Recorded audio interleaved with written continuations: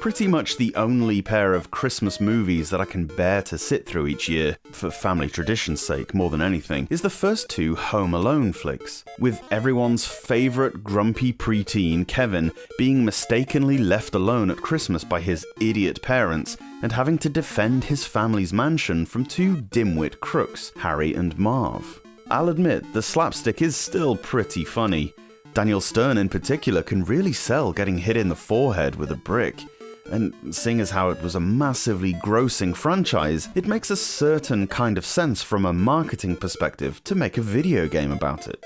So anyway, the whole bit about Kevin being left at home on his own was glossed over in this game. We cut straight to the two burglars who have busted out of prison and are now after the McAllisters' VCRs and toys.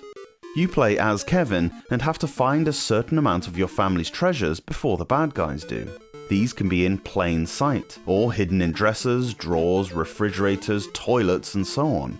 You then outwit the morons by hiding them in the basement by way of a laundry chute. It's a good job none of these prized possessions are fragile, because they end up plummeting downwards into a Scrooge McDuck-esque pile of wealth. You wander around four wings of this grotesquely immense mansion the McAllisters live in, trying to find things from jewelry and trophies to electronics and even pets. Yes, the Wet Bandits apparently want to steal your kitties. I don't want to get into the ethics of stuffing a dog down a laundry chute, so put it down to artistic license, okay? Strolling around your house are a whole host of bad guys. It's not just Harry and Marv. If any of them touch you, you'll lose a health point, of which you start with 3. They can be replenished by finding pizza. You're not completely defenseless. You carry a water pistol with infinite ammo. I don't want to think about how he's refilling it, which for some reason can take down fully grown men.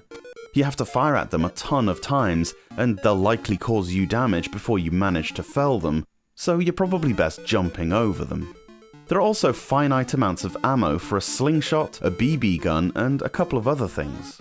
There are also some pranks that you can play on some screens. A bowling ball is inexplicably stored on a shelf, in a house full of kids, which is just asking for trouble, and you can knock it off.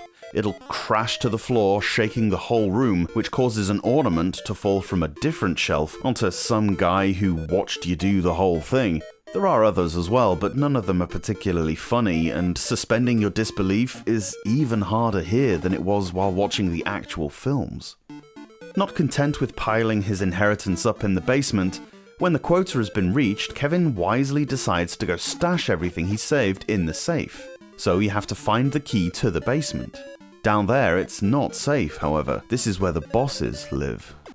The bosses are daft, a couple of which play on some of the things that Kevin shows fear of in the films.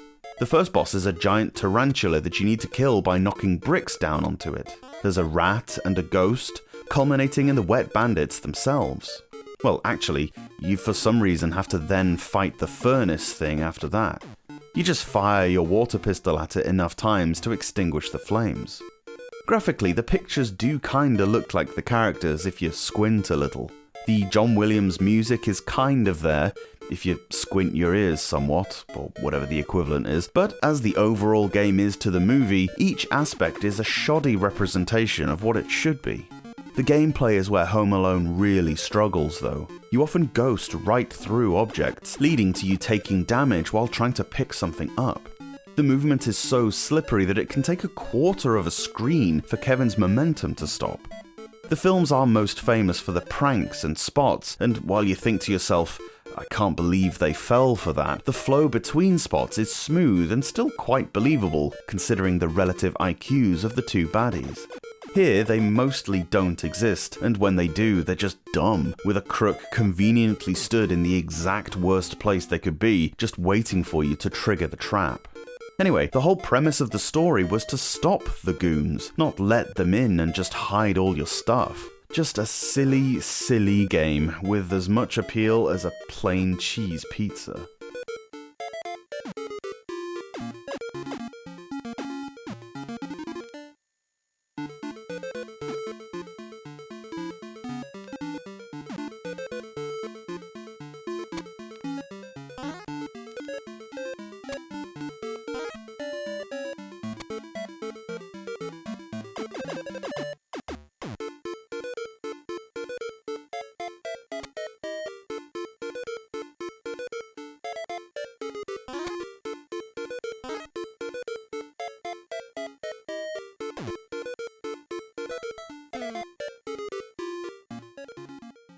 Thanks so much for watching this video.